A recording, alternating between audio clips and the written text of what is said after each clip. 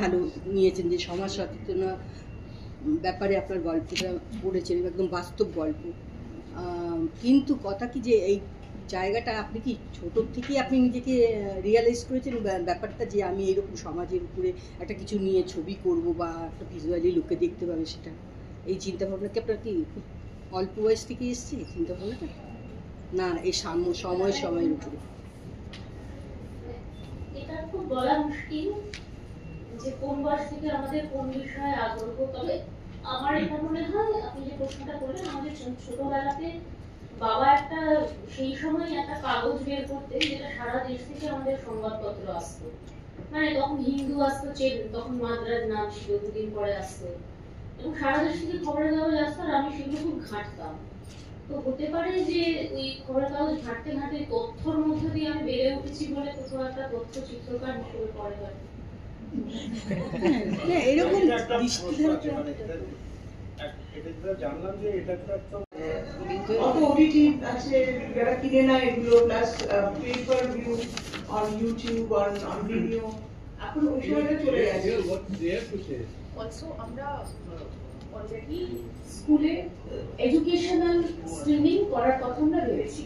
তো সামনের বছর I think we will take the film around to various schools, but our concentration will be যে আমরা যেন যত বেশি দুস্থ মানুষের কাছে এটা নিয়ে যেতে পারি, যত বেশি সরকারি স্কুলে, কমিউনিটি স্কুলে নিয়ে যেতে পারি, যেহেতু সেই বাচ্চারাই সব থেকে বেশি ক্লাইমেট চেঞ্জ দিয়ে অ্যাফেক্টেড হচ্ছে, তাদের কাছে আমরা সব থেকে বেশি নিয়ে যাওয়ার চেষ্টা করবো। কিন্তু একই সাথে ফেস্টিভ্যাল রানটাও প্রয়োজন, কারণ যদি আমাদের মতো অ্যাডাল্টরা, বিজ্ঞ মানুষরাই নিয়ে কথা না বলেন তাহলে কি করে হবে?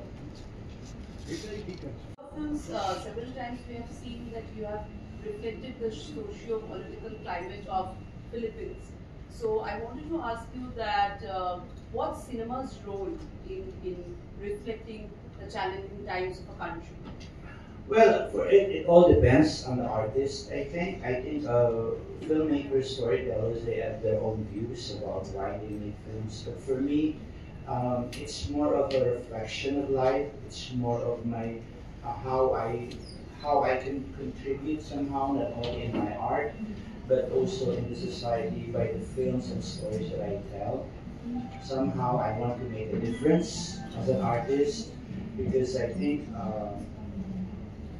being an artist is a gift, and we have to take it seriously and take it importantly, and how to make a difference, not just with the art, but how to make a difference in the society.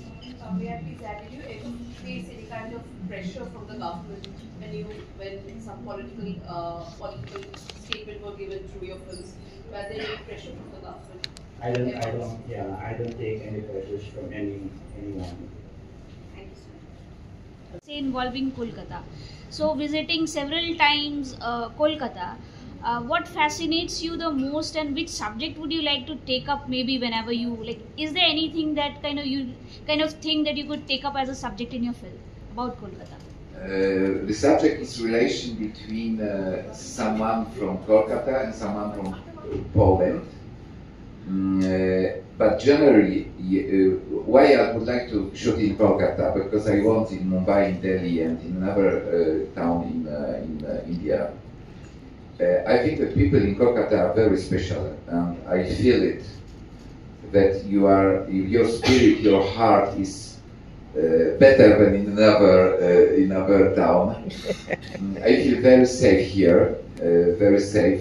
I don't feel in oppression in the streets. I feel the warm people. I can speak with them, touch them, and people from Calcutta are very special. I think this intellectual spirit everywhere, and I want to express my emotion in this film.